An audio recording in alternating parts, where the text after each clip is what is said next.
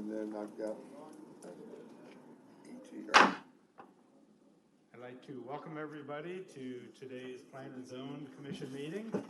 Anybody in the audience that has a phone, I'd appreciate if you have it turned off so it doesn't interfere with our communication equipment. I want to thank everybody for showing up. Everybody will have a chance to speak. You will need to approach the podium at the proper time and identify yourself and your address. We do not have a public hearing tonight, so we'll move right into our regular meeting agenda. Roll call, please. Commissioner Tallman. Thank you, Mr. Chairman. Schneider. Present. Eichelberry. Present. Johnson. Present. Tallman here. Ingram. Present. Hepner. Here. Ransgard. Here. Reinhardt. Here. Manus. Here. Garrington. Yes. Stelk. Is he excused? Do we know or don't know? He's excused. Okay. Stelk is excused. Thank you. We have a quorum, Mr. Chairman. Thank you, Commissioner Tallman. Secretary's report. Or city council activity, I'm sorry. Okay, I have one update for you. The right-of-way vacation for petitioner Sean Struck has passed city council, so that land has officially been vacated. Thank you. Now the secretary's report. Move the report. Second. All of those in favor of the secretary's report as printed signify by aye. Aye. Opposed, same sign. Hearing none, it passed unanimously. Report of comprehensive plan, Laura? Nothing at this time. Thank you. Zoning activity, Commissioner Tallman. Thank you, Mr. Chairman. We have two cases. First one being an old business, and that's case REZ 22-04. Request of SCI Iowa Funeral Services, Inc. to establish a planned unit development at 1200 East 39th Street to grant an exception to allow for a reception facility under the S-0S open space. I said zero. That would be OS. How long have I been doing this? Open Space District. Staff recommends case REZ 22-04 be forwarded to the City Council recommendation for approval, and I would so move. Case number REZ 22-04 has been moved and seconded for discussion. Laura? Okay, just a reminder on the property that we're discussing. It's a former Cunnick Collins mortuary. Some street view photos on the left, and then the property is highlighted in yellow on the right. So the zoning currently is open space, and then there is a wide variety of different zoning districts within the larger vicinity, but immediately to the south is zoned RMF, residential multifamily, and then the rest of the cemeteries on the north side of 39th Street are also zoned open space. The future land use map has it as Park and Rec. So the purpose of the zoning request is to change the use of the Cunnick Collins mortuary and cremation services into a reception facility. So the request remains the same. This has been remanded back to Plan and Zone Commission with the change in the zoning. So the zoning will remain open space, and staff has recommended applying a planning tool known as planned unit development. This is the first one under the new zoning code, so I kind of want to go over a little bit of what this means. So again, open space district, so this will be the underlying district. All uses under that district would also be allowed. What planned unit developments do is it's a special approval technique to create some flexibility in our zoning code. So there can be exceptions made to the uses of a zoning district. And in this case, that would be the exception to allow a reception facility in open space when it typically would not. But what's the difference between when there were planned unit developments in the previous code or PDDs is it has to provide a public benefit, and we'll go over that in a moment. So PUDs are a two-step process. So today, it would be reviewing the action of assigning a PUD as well as their preliminary plan, which is actually, there's a hard copy in front of you today. It's the bound white document. And then they'll come back through pending council's approval of the PUD rezoning. They'll come back through with a final plan. So in our meetings with SCI, they have agreed to provide some public benefits as prescribed in the plan unit development section of our code. That they're proposing to provide meeting space for city events at the cost covering rate and if the space is available. A garden space to the west that would have a garden filled with native grasses, plants, and flowers that would be open to the public, and then a not-for-profit benefit rate, which actually puts it closer in line with a community center, which is something that is allowed in open space district. With that being said, based off of our conversations with SCI, the benefits feel appropriate for the type of request that they are asking for, and so staff has recommended approval based on the 6 findings, which are the approval standards in the plan unit development section of our code. Thank you, Laura. Would commissioners have any questions at this time prior to hearing from the petitioner? Commissioner Tallman? Thank you, Mr. Chairman. Laura, quick question. So with, if this was to go through, obviously this then sets up for future requests to other open public green spaces throughout the city, no matter the size, location, all that, but it would be case by case basis? Yeah, it would be case by case, and they would be required to provide some level of public benefit, and it would be commensurate to the request. So this is an existing building in an open space district. They're adaptively reusing it. They're providing benefits that put it closer in line with a community center, which is allowed in an open space district, as well as the garden space. So we feel like that is an appropriate level of public benefit for the type of request, but it would be case by case. And then there are pre-meeting requirements as part of the process of a plan unit development that we discuss all of this in advance to make sure there's an appropriate level of public benefit. Thank you. Commissioner Eichelberry. Yeah, so because this is a newer process to me, and as you mentioned, it's been reformed, the public benefit that, we're working towards that agreement on, if this were to go forward, can you explain if perhaps this went through, but SCI changed ownership or sold the property, would those remain intact, or do we start from scratch? Sure, so the plan unit development will run with the land. So despite changes in ownership, the new ownership would still be held to the same standard. And then should they deviate from the approved plan, the city has the ability to revoke the plan unit development district at that time, and then the applicant can come forward with a new plan for review again.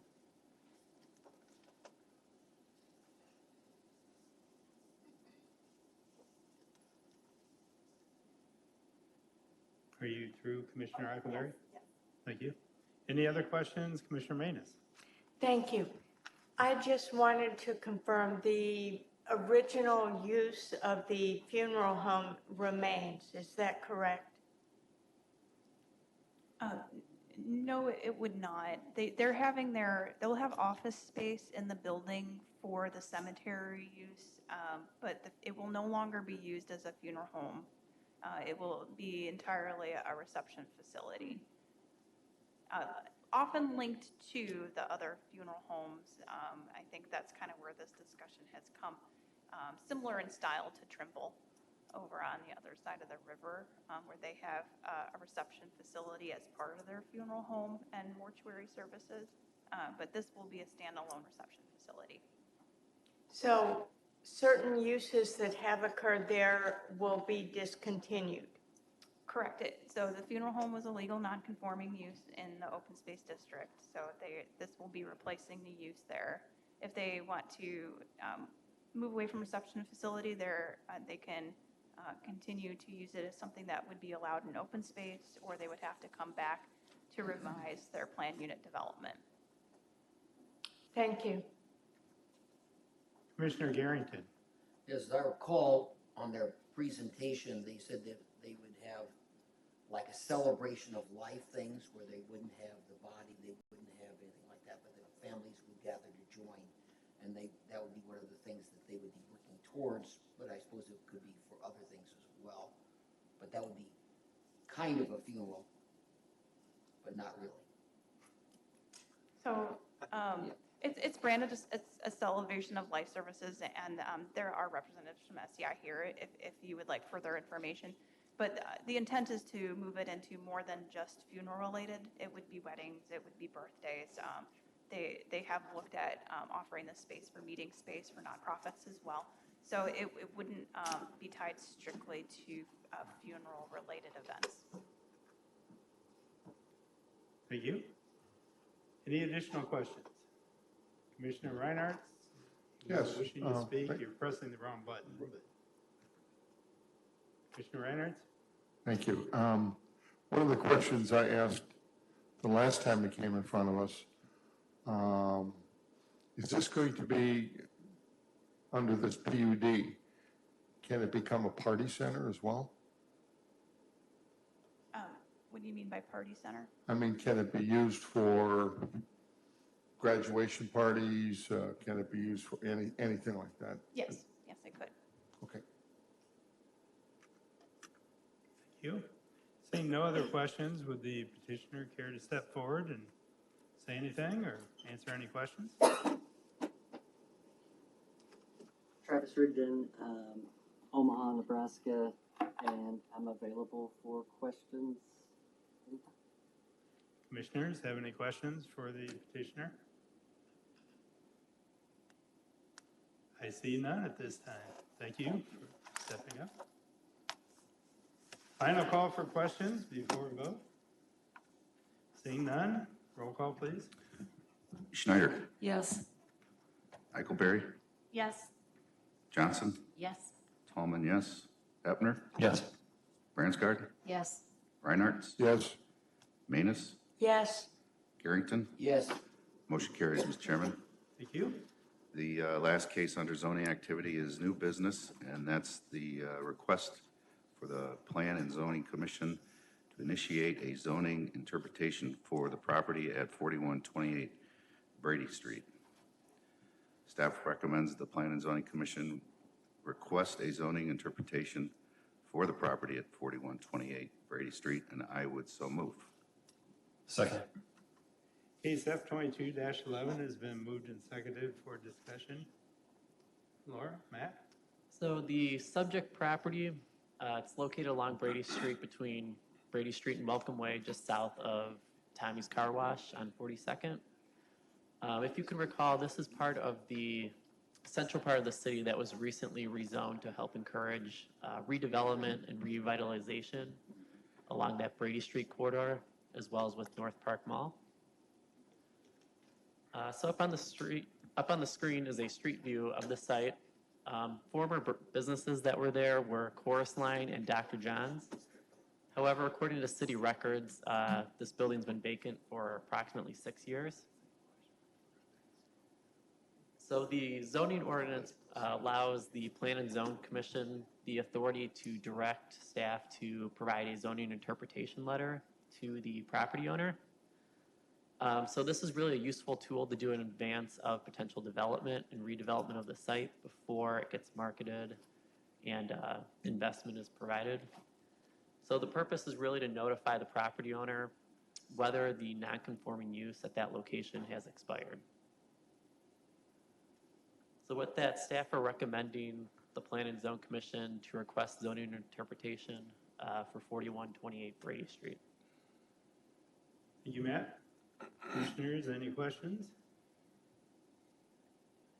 Seeing none? No other discussion? Roll call, please. Eichelberry. Yes. Johnson. Yes. Tallman, yes. Hefner. Yes. Bransgard. Yes. Reinhardt. Yes. Manus. Yes. Garrington. Yes. And Schneider. Yes. That motion carries. Mr. Chairman, that concludes the zoning activity reports. Thank you, Commissioner Tallman. Commissioner Hefner, subdivision activity. Thank you, Mr. Chairman. I've got two cases this evening. First case, F22-10, request of Riverbend Food Reservoir on behalf of 3N Corporation for a final plat of Riverbend First Edition for a 5-lot subdivision on 72.86 acres located south of Kimmel Drive. Staff recommends the Planning and Zoning Commission accept the listed findings and forward case F22-10 to the City Council with a recommendation for approval subject to the 4 listed conditions, and I so move. Second. Thank you. Case number F22-10 has been moved and seconded for discussion. Laura? Matt? So the subject property, just under 73 acres of land, it's located south of River Drive, just north of Nat Hat Marsh. It's located at the terminus of Kimmel Drive. The site's currently undeveloped. It is located within the Mississippi River floodplain, which makes this property challenging to develop. However, the northern portion would probably be the most applicable area for development to occur. The site is zoned I-2, which is heavy industrial, which is consistent with that industrial park to the north and west. And then our future land use map shows this area as open space and public land. It is located just south of our urban service boundary as well. So the proposal is to subdivide the property into 5 lots. Lot 5 to the south is the largest property. That would be sold to Nat Hat Marsh to be incorporated within their property for open space and conservation. At a later date, this may come before you for rezoning to open space. And then 4 lots will be created along Kimmel Drive. Kimmel Drive at this point does terminate. So upon redevelopment, that may require improvements to Kimmel Drive. So staff are recommending approval of the final plat. Conforms with our comprehensive plan, prepares the area for future development, and achieves consistency with our subdivision requirements.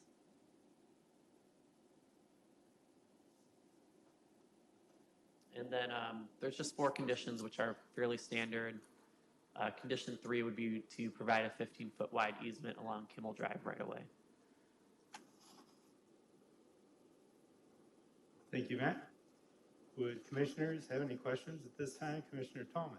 Thank you, Mr. Chairman. And Matt, I apologize if I missed this in your explanation. 2 questions on the future land use map and the urban service boundary, if I'm reading them correctly. Would either one of these need to be amended? And I guess looking at the future land use map first with those, where they want to put the northerly 5 lots, which is about, as you mentioned, is the most developable piece of this property. The future land use map, again, shows open space. Would that need to be amended? It's my understanding that at this time, it doesn't look like it will be.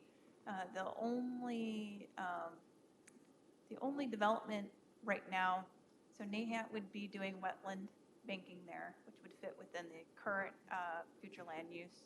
So that will need to be rezoned at some point, and we can initiate that rezoning because conservations are not allowed in I-2 for reasons that you don't want certain things next to really nasty things. But the only piece of development that the food bank's currently proposing is an overflow parking lot, which would also be at times used by NAHAT as part of their nature trail component. So as it is currently zoned I-2, we would likely still leave the 4 lots on the north, I-2, and they would be allowed to develop as appropriately within those zoning districts, assuming they can meet the flood damage prevention ordinance requirements as well. Okay, and then same question with the urban service boundary. And I think we just had this not too long ago where you all came forward with an amendment to expand that or extend it. Does that have to happen here at all, or for the same reasons? Probably not. I don't think it would necessarily require anything. There is service along Kimmel Drive there, so it's only 10 acres. It's not a very large amount of land in total between the 4 lots up there. So I don't think it would need a lot of service, and it does exist. So if they were looking to rezone it something else, we would probably recommend some kind of amendment to the comp plan, but considering it is already currently zoned I think that it's probably sufficient as it stands right now. Okay, great. Thank you. Thank you, Commissioner Tallman. Any additional questions? Would the petitioner like to step forward and discuss the project or petition? Hi there. So my name is Chris Beeson, and I am a board member for the Riverbend Food Bank, and just happy to answer any questions that you guys may have about the development. Thank you. Petitioners, any thoughts or questions? Commissioner Manus. Thank you. What development is contemplated? So this was a project that took a while. Has taken a while in the making, but we finally Riverbend Food Bank was able to find a good partner in Nahant Marsh who wanted to expand their operation, and we are in the middle of an expansion ourselves, and through that process we had needed a little extra room for parking, so we were able to acquire the property across the street with Nahant's help, and our sole purpose is, at the moment, is for that expanded parking. But the current owner wasn't able to, or wasn't willing to sell off just a small piece of it, so we had to buy the entire property. And then the thought with having the 4 properties, or the 4 lots on the north side, it's just so to make it easier to potentially sell those off if we are lucky enough to find somebody crazy enough to pay what we paid for it. So, and that's probably going to be easier in smaller chunks than it would be altogether. Thank you. Appreciate your candor. Any additional questions? Seeing none, thank you. Thank you very much. All those, well, we'll go to roll call then, please. Commissioner Tallman. Thank you, Mr. Chairman. Johnson. Yes. Tallman, yes. Hefner. Yes. Bransgard. Yes. Reinhardt. Yes. Manus. Yes. Garrington. Yes. Schneider. Yes. And Eichelberry. Yes. Motion carries, Mr. Chairman. Commissioner Hefner. Mr. Chairman, final case F 22-11 is a request of Iowa American Water Company for a final plat of Iowa American Water Company First Edition for a 2-lot subdivision on 38.9 acres located west of Research Parkway and Hillendale Road. Staff recommends the Planning and Zoning Commission accept the listed findings and forward case F 22-11 to the City Council with a recommendation for approval subject to the listed conditions, and I so move. Second. Case F 22-11 has been moved and seconded for discussion. Matt? Okay, so the subject property, it's located at the terminus of Research Parkway. It's an approximately 38 acres of land. The site has been bought by Iowa American Water for the purpose of developing a new headquarters facility there. It's currently zoned light industrial and is consistent with the surrounding land uses, which are shown as industry. And then just to the north, you have urban fringe and the city boundary. So this is for a 2-lot subdivision. The headquarters facility would be on Lot 1, which is the southern lot. And then they have a reserve parcel on Lot 2 for a potential future expansion. And then they will be dedicating additional right-of-way for the northern extension of Research Parkway, which will be renamed under this plat. So with that, Staff are recommending approval of the final plat as it meets our standards for subdivision requirements and the city's comprehensive plan, and subject to 4 conditions. Thank you, Matt. Commissioners, any questions before the petitioner steps forward? Seeing none, would the petitioner like to enlighten us?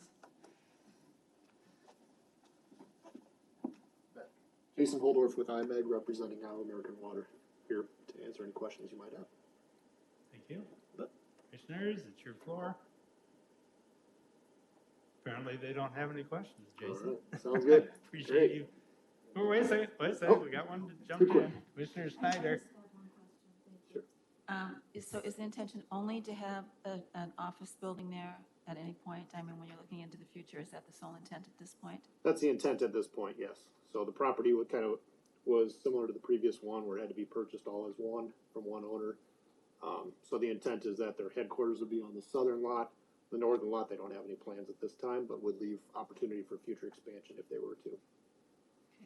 Future expansion by the water company? Yep.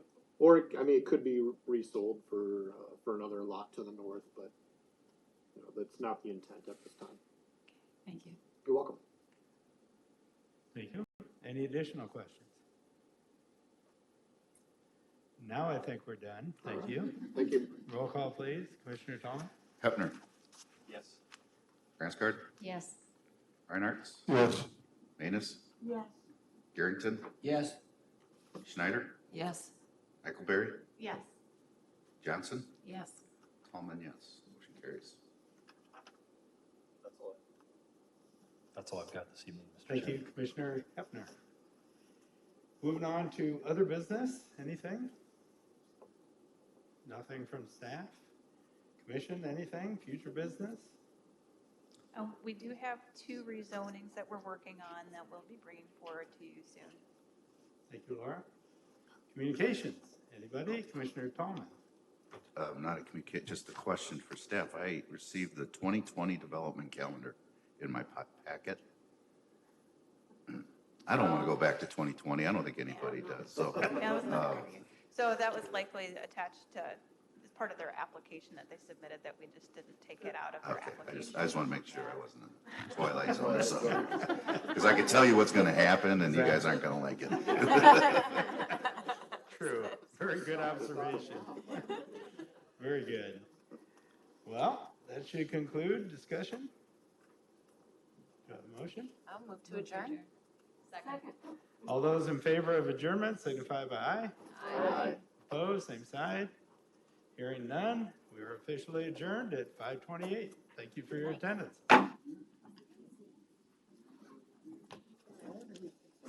Well played, Tallman. That's all So what happens is, you get Labor Day off, but then you've got to make up for it on Tuesday. Oh, my God. I want to relive the last couple of years.